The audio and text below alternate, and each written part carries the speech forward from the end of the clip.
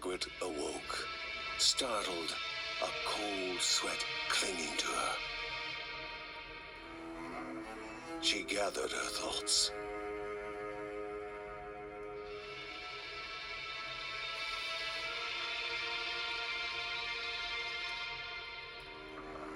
Aged wood creaked, echoing through the quiet rooms.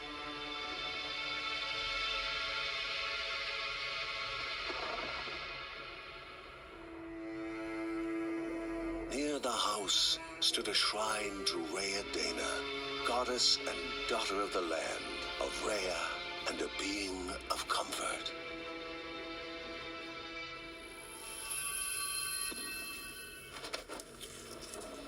Margaret sought answers. But the goddess did not speak. There was only the faint whisper of something dark, something hungry.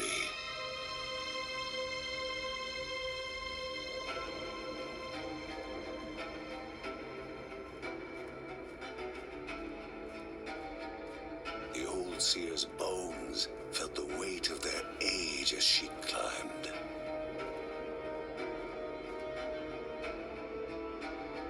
The only thought on her mind, has it begun again?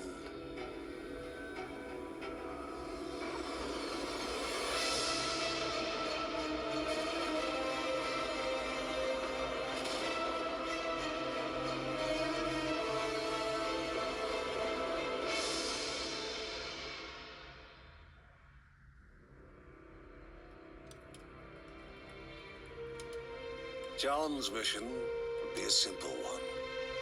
He was to investigate Rhea's greatest shrine.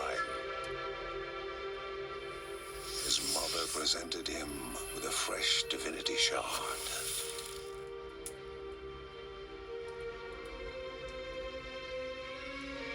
From his brother came a newly sharpened sword.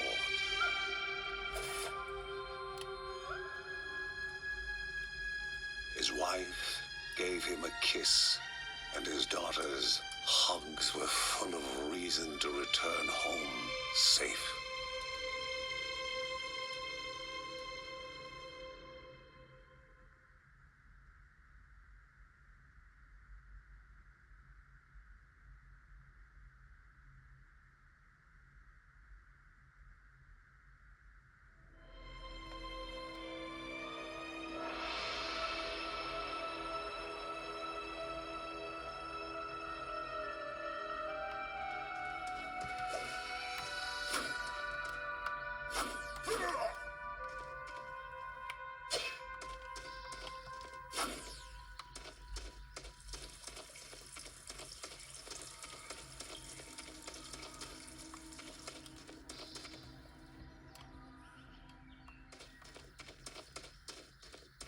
Rhea, a land long forgotten, a place of unimaginable beauty.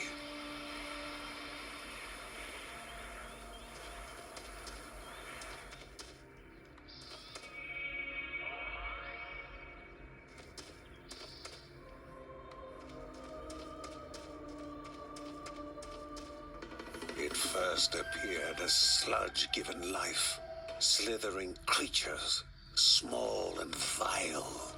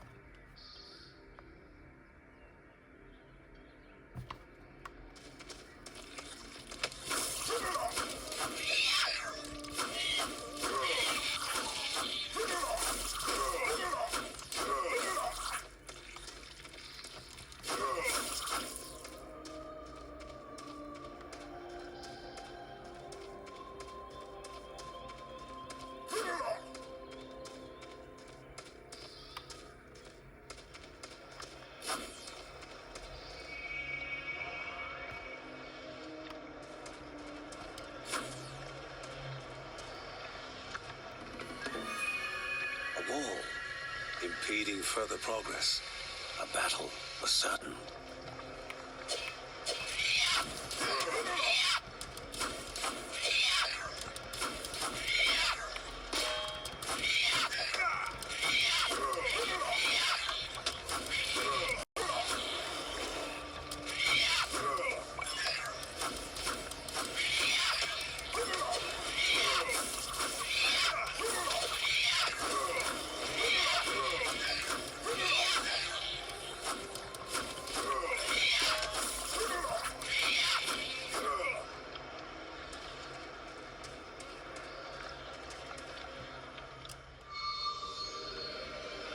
Vanished by light itself, the corruption abated, leaving the shard cold in hand, dark, in need of life.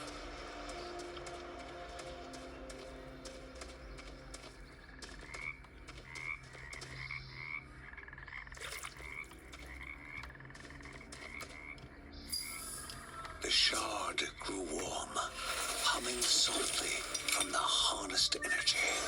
The shard grew warm, humming softly from the harnessed energy.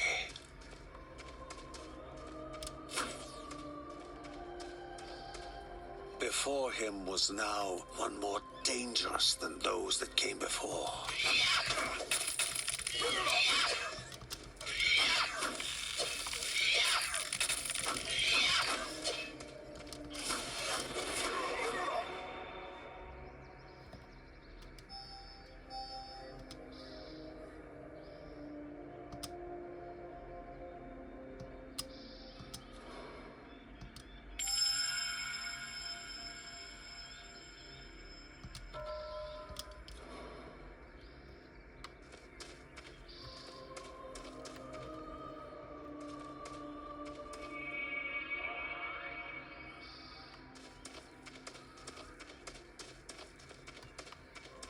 Goblins, a familiar threat, albeit farther out than usual.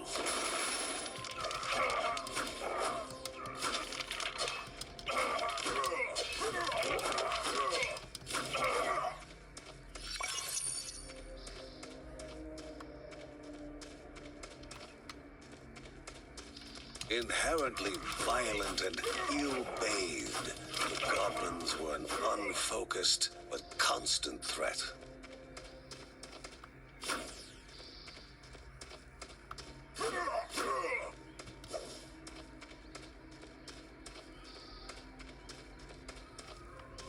Magnificent, but dangerous, a land of love found and of love lost.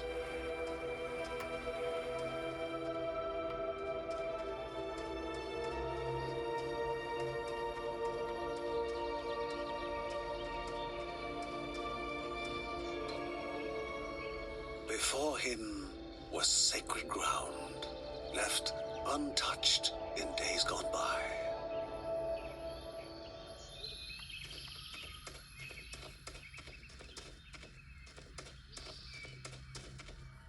Remaining calm and collected, the shock of his heart-skipping beats was concealed in expert fashion. Before him stood Linda, his eldest daughter, with bow and quiver at the ready, determined to do her part.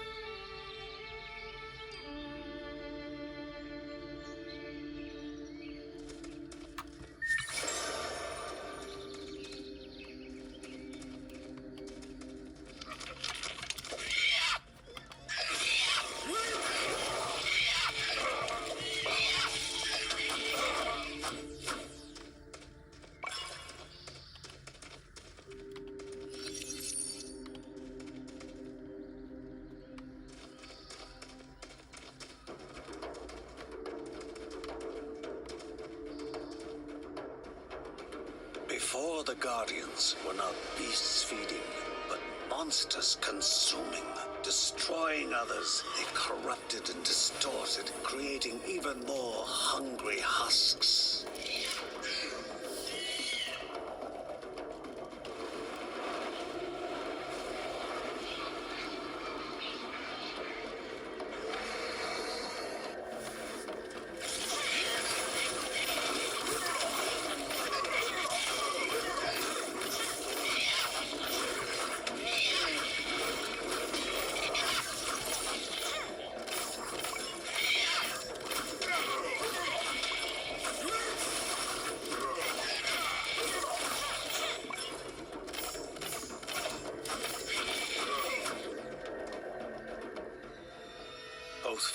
father and daughter gathered their thoughts, their hearts heavier than before. How would they explain what they had witnessed?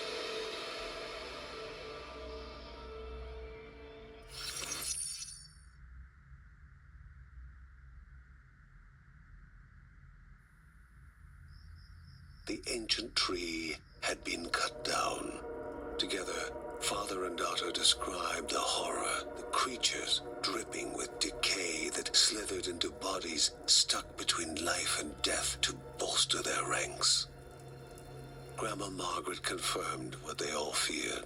It was the corruption, a cruel entity spoken of only with hushed voices, an ocean of darkness that flowed from the top of Mount Morta.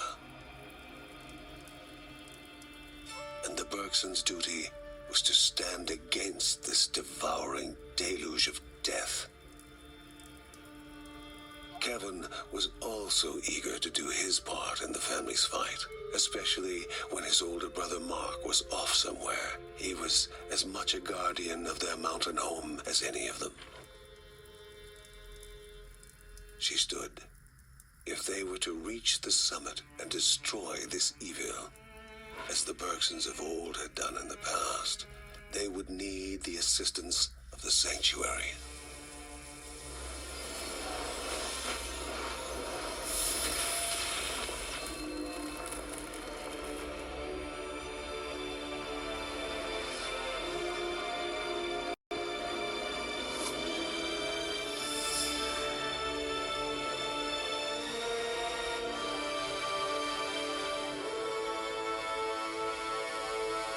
Given to the Bergsons by Rhea herself, the sanctuary was a gateway to the mysterious lands around the mountain.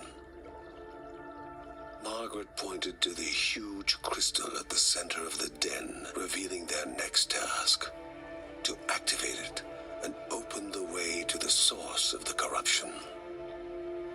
And once Rhea's 3 spirits are gathered on the grounds, the only gate to the top of Mount Morta will open in this chamber. By himself, or with the assistance of those who loved him, John needed to gather the 3 spirits from their lands. Without them, he would not be able to stem the flow of the corruption.